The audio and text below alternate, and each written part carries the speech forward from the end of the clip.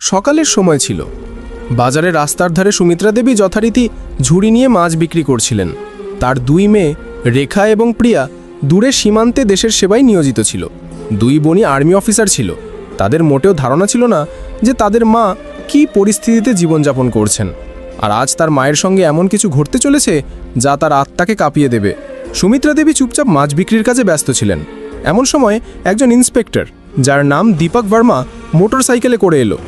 সে বাইকটি রাস্তার ধারে থামিয়ে রাগত স্বরে বলল, তোমার এত সাহস কী করে হলো রাস্তার ধারে মাছ বিক্রি করার? তোমার জন্য এখানে জ্যাম হয়ে যেতে পারে, তাড়াতাড়ি এখান থেকে সরে যাও। এই বলে সে হঠাৎ ঝুড়িতে জোরে লাথি মারল। মাছগুলো মাটিতে ছড়িয়ে পড়ল, চারদিকে মাছের গন্ধ ছড়িয়ে পড়ল এবং লোকজন থমকে দাঁড়িয়ে তামাশা দেখতে লাগলো। ইন্সপেক্টর আরও রেগে চিৎকার করে বলল, এটা কি তোমার বাবার রাস্তা, যেখানে ইচ্ছা বসে মাছ বিক্রি করতে শুরু করলে? বিক্রি করতে হলে নিজের জায়গায় গিয়ে বিক্রি করো। সুমিত্রা দেবী চুপচাপ তার কথা শুনতে লাগলেন, অপমান সহ্য করতে লাগলেন। তার চোখে জল এসে গেল, কিন্তু তিনি কিচ্ছু না বলে মাটিতে পড়ে থাকা মাছগুলো তুলতে শুরু করলেন। ভিড়ের মধ্যে দাঁড়িয়ে থাকা লোকজন শুধু তামাশা দেখছিল। কেউ প্রতিবাদও করল না, কেউ সাহায্যও করল না। ভিড়ের মধ্যে একটি ছেলে ছিল যে সোশ্যাল মিডিয়ায় বিখ্যাত ছিল। সে মোবাইল বের করে পুরো ঘটনাটি রেকর্ড করতে শুরু করলো। ইন্সপেক্টর তাকে তিরস্কার করতে থাকলো, অপমান করতে থাকলো এবং লোকজন শুধু হাসতে হাসতে দেখতে থাকলো। সুমিত্রা দেবী মনে মনে ভাবছিলেন, যদি আমার দুই মেয়ে এসব জানতে পারে তাহলে কি হবে। কাশ তারা যেন এই ঘটনা কখনো না জানে, নইলে ঝড় উঠবে। চোখে জল নিয়ে মাছগুলো ঝুড়িতে ফিরিয়ে তিনি ধীরে ধীরে বাড়ির দিকে রওনা দিলেন। এদিকে যে ছেলেটি ভিডিও করেছিল সে বাড়ি পৌঁছে ভিডিওটি সোশ্যাল মিডিয়ায় আপলোড করে দিল। ক্যাপশনে লিখল, এই বৃদ্ধার কোনো দোষ ছিল না, কিন্তু ইন্সপেক্টর তার মাছ ফেলে দিয়েছে এবং রাস্তায় অপমান করেছে। এটা কি ঠিক? ভিডিওটি দ্রুত ভাইরাল হয়ে গেল। লোকজন শেয়ার করতে লাগলো, মন্তব্য করতে লাগলো। সবাই এই ঘটনাকে ভুল বলে মনে করছিল। কিছুক্ষণ পরে ভিডিওটি প্রিয়ার মোবাইলে পৌঁছালো। ভিডিও দেখেই তার রক্ত গরম হয়ে গেল। সে ভাবতেও পারেনি যে তার মায়ের সঙ্গে এমন ব্যবহার করা হয়েছে, লোকজনের সামনে অপমান করা হয়েছে, এমনকি চরও মারা হয়েছে। প্রিয়া তৎক্ষণাৎ ভিডিওটি তার বড় বোন রেখার কাছে পাঠিয়ে দিল। রেখা ভিডিও দেখে রাগে লাল হয়ে গেল, চোখে জল এসে গেল। মনে মনে ভাবলো, কাশ বাবা থাকতেন, তাহলে আমাদের এই দিন দেখতে হতো না। আমরা এত কষ্ট করেই পর্যায়ে পৌঁছেছি, তবুও মাকে সুখ দিতে পারিনি। কিন্তু আমি ওই ইন্সপেক্টরকে ছাড়বো না, প্রতিশোধ নিয়েই ছাড়বো। ভিডিও দেখার পর রেখা তৎক্ষণাৎ প্রিয়াকে ফোন করলো। তার কণ্ঠে রাগ স্পষ্ট ছিল। প্রিয়া, তুমি এখানেই থাকো, আমি বাড়ি যাচ্ছি এবং ওই ইন্সপেক্টরের কাছ থেকে প্রতিশোধ নেব। প্রিয়া তৎক্ষণাৎ বলল, না দিদি, আমিও তোমার সঙ্গে যাব। মায়ের সঙ্গে যা হয়েছে তা আমি সহ্য করতে পারছি না, তাকে তার জায়গা দেখিতেই হবে। রেখা বোঝালো, তোমার এখানে থাকা উচিত। আমি মাকে নিয়ে ফিরে আসবো এবং আমরা এখানে কাছাকাছি তাকে রাখবো। কিছুক্ষণ তর্ক চলল, কিন্তু শেষ পর্যন্ত প্রিয়া রাজি হলো। ঠিক আছে দিদি, তুমি যাও, কিন্তু মাকে সঙ্গে করে ফিরে এসো। রেখা ফোন রেখে দিল। ইউনিফর্ম খুলে হলুদ রঙের সালোয়ার স্যুট পরে নিল। এখন সে একজন সাধারণ গ্রামের মেয়ের মতো দেখাচ্ছিল। বাসে চড়ে কয়েক ঘন্টার মধ্যে বাড়ি পৌঁছে গেল। বাড়ি পৌঁছেই সে দরজায় কড়া নাড়ল। সুমিত্রা দেবী তখন রান্নাঘরে সবজি কাটছিলেন। দরজার আওয়াজ শুনে তিনি ডাকলেন, কে? আমি, মা, রেখা, তোমার সঙ্গে দেখা করতে এসেছি। কথা শুনেই সুমিত্রা দেবীর হাত থেমে গেল, চোখে জল এসে গেল। তার মনে ভয় ছিল, রেখা কি ঘটনার কথা জেনে গেছে? তিনি জানতেন তার মেয়েরা কতটা সৎ এবং জেদি। তাদের মায়ের জন্য তারা সব কিছু করতে পারে। তিনি তাড়াতাড়ি দরজা খুললেন। সামনে দাঁড়িয়ে থাকা মেয়েকে দেখে মা মেয়ে জড়িয়ে ধরলেন, যেন বছরের দূরত্ব এক মুহূর্তে মুছে গেল। সুমিত্রা দেবী জিজ্ঞাসা করলেন, বেটি, প্রিয়া কোথায়? সে আসেনি? রেখা উত্তর দিল, না মা, আমি তাকে মানা করে দিয়েছিলাম। সে খুব জেদ করছিল, কিন্তু আমি তাকে সঙ্গে আনিনি। আচ্ছা, আগে ভেতরে আয়। রেখা রান্নাঘরে গিয়ে সবজি দেখে বলল, মা তুমি বসো, খাবার আমি বানিয়ে দিচ্ছি। কিছুক্ষণের মধ্যে খাবার তৈরি হয়ে গেল। মা মেয়ে একসঙ্গে বসে খাবার খেলো এবং তারপর কথা শুরু হলো। রেখা সরাসরি প্রশ্ন করল, মা তোমার সঙ্গে যা হয়েছে তুমি আমাকে কেন বলনি? এটা খুব অন্যায়। আমি ওই ইন্সপেক্টরকে সাসপেন্ড করিয়ে ছাড়বো। সে আইনের বিরুদ্ধে কাজ করেছে এবং আমি তাকে দেখাবো আইনের শক্তি কি। সুমিত্রা দেবী ভয়ে ভয়ে বললেন, বেটা ছেড়ে দে, পুলিশের লোক, যদি এমন কথা বলেও থাকে তাতে কি হয়েছে, যেতে দে।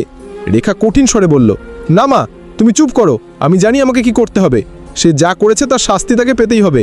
এই বলে রেখা লাল রঙের শাড়ি পরে সাধারণ গ্রামের মেয়ের মতো সেজে সোজা থানার দিকে রওনা দিল।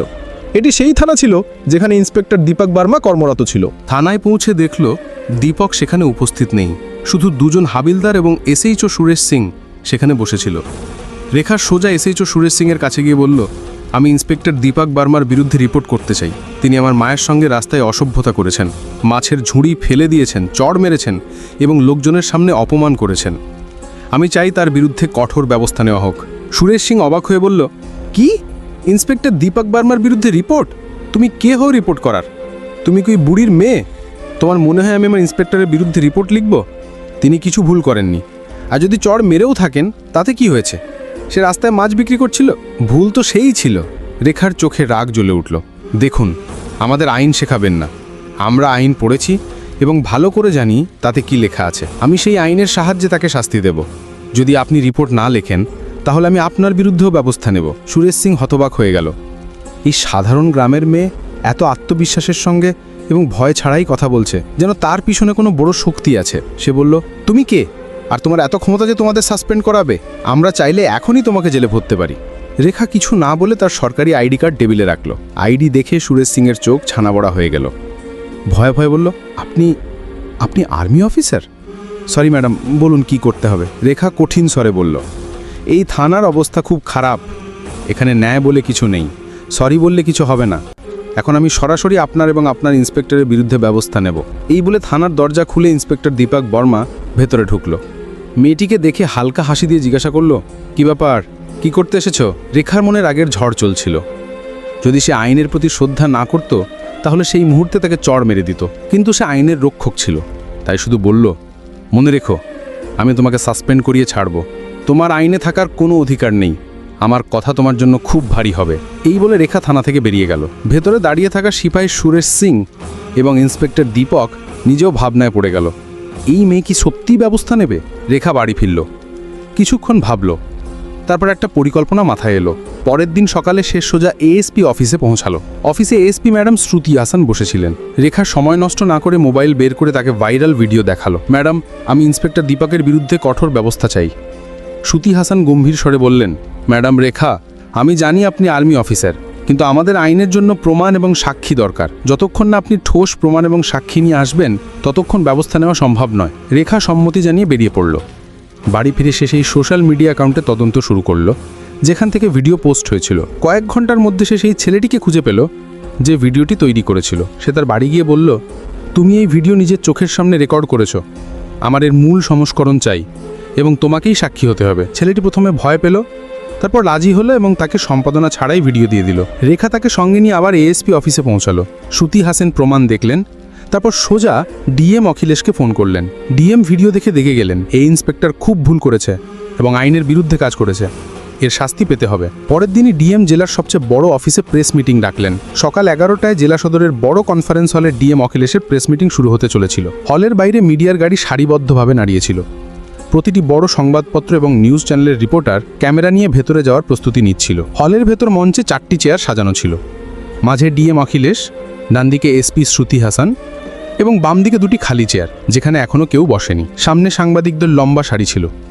ডিএম টেবিলে রাখা ঘণ্টি বাজিয়ে বললেন, সমস্ত সাংবাদিক বসুন, মিটিং শুরু করছে। পুরো হল শান্ত হয়ে গেল, ক্যামেরা চালু হয়ে গেল। ডিএম গম্ভীর স্বরে বলতে শুরু করলেন, গতকাল সোশ্যাল মিডিয়ায় একটি ভিডিও ভাইরাল হয়েছে যেখানে একজন পুলিশ ইন্সপেক্টর একজন বৃদ্ধ মহিলার সঙ্গে রাস্তায় দুর্ব্যবহার করেছেন, মাছের ঝুড়ি ফেলে দিয়েছেন, চড় মেরেছেন এবং প্রকাশ্যে অপমান করেছেন। এটি শুধু নৈতিকতার বিরুদ্ধে নয়, আমাদের আইন এবং পুলিশ আচরণ বিধির ও বিরুদ্ধে। সাংবাদিকদের ক্যামেরা ক্লিক করতে লাগলো। ডিএম আরও বললেন, আমাদের কাছে ক্ষতিগ্রস্ত পক্ষের কাছ থেকে ঠোস প্রমাণ এবং প্রত্যক্ষদর্শী সাক্ষী আছে। প্রমাণ হিসেবে আমাদের কাছে সম্পাদনা ছাড়া ভিডিও ফুটেজ আছে যেটি ঘটনার সময় উপস্থিত একজন যুবক রেকর্ড করেছিল। সাক্ষীও এখানে উপস্থিত এবং বিবৃতি দিতে প্রস্তুত। এই বলে রেখা মঞ্চে এলো এবং মিডিয়ার দিকে মুখ করে বলল, আমি রেখা সিং, ভারতীয় সেনায় ক্যাপ্টেন। এই ক্ষতিগ্রস্ত মহিলা আমার মা সুমিত্রা দেবী। পুরো হল স্তব্ধ হয়ে গেল। সাংবাদিকরা একে অপরের দিকে তাকাতে লাগলো, যেন এখন ব্যাপারটা আরও বড় হয়ে গেছে। রেখা থামল না, বলতে থাকলো, আমি আইন পড়েছি এবং জানি যে কাউকে রাস্তায় এভাবে অপমান করা অপরাধ। সে সাধারণ মানুষ হোক বা পুলিশ অফিসার, আইন সবার জন্য সমান। সাংবাদিকরা প্রশ্ন ছুটতে শুরু করলো, ম্যাডাম আপনি কি চান শুধু ইন্সপেক্টরের বিরুদ্ধে ব্যবস্থা নেওয়া হোক নাকি আরও কেউ এতে জড়িত? রেখা উত্তর দিল, এই ঘটনায় শুধু ইন্সপেক্টর নয়, থানার এসএইচও সুরেশ সিংও সমান দোষী, যিনি অভিযোগ নিতে অস্বীকার করেছেন, ক্ষতিগ্রস্তের উপহাস করেছেন এবং আইনের উপহাস করেছেন। এসপি শ্রুতি হাসান মাইক্রোফোন নিয়ে বললেন, আমরা অভ্যন্তরীণ তদন্ত শুরু করেছি, কিন্তু যেহেতু ব্যাপারটি গুরুতর এবং ক্ষতিগ্রস্ত পক্ষের কাছে পাকা প্রমাণ রয়েছে, আমি সুপারিশ করছি যে 2 জন অফিসারকে তৎক্ষণাৎ সাসপেন্ড করা হোক, যাতে তদন্ত নিরপেক্ষ হয়। ডিএম মাথা নেড়ে আদেশ পড়লেন। তৎক্ষণাৎ প্রভাবে ইন্সপেক্টর দীপক বর্মা এবং এসএইচও সুরেশ সিংকে সাসপেন্ড করা হলো। এই আদেশের কপি পুলিশ সদর এবং রাজ্য গৃহ মন্ত্রণালয়ে পাঠানো হবে। সাংবাদিকদের মধ্যে ফিসফাস শুরু হয়ে গেল। এত দ্রুত ব্যবস্থা, এটা তো একটা দৃষ্টান্ত। মিটিং শেষ হতেই ডিএম জেলা প্রশাসনের আইনি উপদেষ্টাকে ডাকলেন। আমি পুরো প্রক্রিয়াটি আইনি কাঠামোর মধ্যে করতে চাই। নোটিশ তৈরি করুন এবং সাসপেনশন লেটার প্রস্তুত করুন। আইনি উপদেষ্টা জানালেন, স্যার, প্রথমে আমাদের একটি চার্জশিট তৈরি করতে হবে, যেখানে আইপিসির ধারা এবং পুলিশ আইনের অধীনে করা ভুলগুলো লেখা হবে। তারপর একটি বিভাগীয় তদন্ত কমিটি গঠন করা হবে। তবে সাসপেনশন আদেশ তৎক্ষণাৎ কার্যকর হতে পারে, যাতে অভিযুক্তরা তদন্তকে প্রভাবিত করতে না পারে। ডিএম তৎক্ষণাৎ আদেশ দিলেন এবং 2 ঘন্টার মধ্যে সাসপেনশন লেটার প্রস্তুত হয়ে গেল। ইতিমধ্যে গ্রামে এই খবর আগুনের মতো ছড়িয়ে পড়ল। বাজারের লোকজন একে অপরকে বলতে লাগলো, শুনেছ, সুমিত্রা দেবীর সঙ্গে যা হয়েছিল, এখন তার ন্যায় বিচার হতে চলেছে। তার মেয়ে আর্মি অফিসার, সেই এসব করিয়েছে। সুমিত্রা দেবীর বাড়ির বাইরে ভিড় জমে গেল। কেউ উৎসাহ দিতে এলো, কেউ শুধু দেখতে।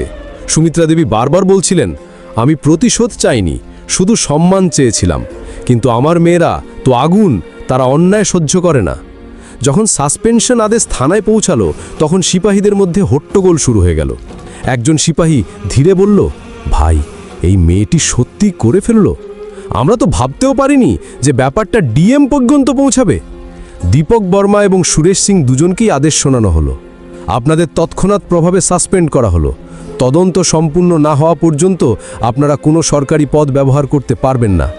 দীপক বর্মার আগে কাগজ মাটিতে ছুঁড়ে ফেলল, কিন্তু সুরেশ সিংয়ের মুখে স্পষ্ট ভয় ছিল। এই মেয়ে আমাদের জীবন বরবাদ করে দেবে। আমি বলেছিলাম না, তার সঙ্গে ঝামেলা করো না। সন্ধ্যা হতেই টিভি চ্যানেলে শিরোনাম চলতে লাগলো, ইন্সপেক্টর এবং এসএইচও সাসপেন্ড, আর্মি অফিসার মাকে ন্যায় বিচার এনে দিল। ভাইরাল ভিডিও হয়ে উঠল অস্ত্র, পুলিশ অফিসারদের ওপর পড়ল শাস্তির হাতুড়ি। রেখার মোবাইলে একের পর এক কল আসতে লাগলো, কেউ অভিনন্দন জানাতে, কেউ মিডিয়া ইন্টারভিউয়ের জন্য। কিন্তু রেখা শুধু বলল, এটা শুধু আমার মায়ের ব্যাপার নয়, এটা তাদের জন্য যাদের সঙ্গে চুপচাপ অন্যায় হয়। 1 সপ্তাহ পর বিভাগীয় তদন্তে প্রমাণ এবং সাক্ষীদের ভিত্তিতে 2 জন অফিসার দোষী সাব্যস্ত হলো। রিপোর্টে লেখা হলো, ইন্সপেক্টর দীপক বর্মা পদের অপব্যবহার করেছেন, শৃঙ্খলা ভঙ্গ করেছেন এবং জনগণের সঙ্গে অশোভন আচরণ করেছেন। এসএইচও সুরেশ সিং অভিযোগ গ্রহণ করতে অস্বীকার করে কর্তব্যে অবহেলা করেছেন। রাজ্য পুলিশ সদর থেকে আদেশ এলো, 2 জন অফিসারকে বরখাস্ত করা হলো এবং তাদের বিরুদ্ধে ফৌজদারি মামলা দায়ের করা হবে। যখন এই খবর সুমিত্রা দেবীর বাড়ি পৌঁছালো, রেখা শুধু বলল, মা, এই জয় শুধু আমাদের নয়, প্রতিটি মানুষের যে অন্যায়ের বিরুদ্ধে দাঁড়ায়। সুমিত্রা দেবী চোখের জলে হেসে মেয়েকে জড়িয়ে ধরলেন, তুমি শুধু আমার নয়, এই গ্রামেরও মাথা উঁচু করেছ। বন্ধুরা, ভিডিওটি ভালো লেগে থাকলে একটি লাইক দিন, যত বেশি সম্ভব শেয়ার করুন, আর অবশ্যই চ্যানেলটি সাবস্ক্রাইব করুন। আর আপনি কোথা থেকে দেখছেন তা কমেন্টে জানাতে ভুলবেন না।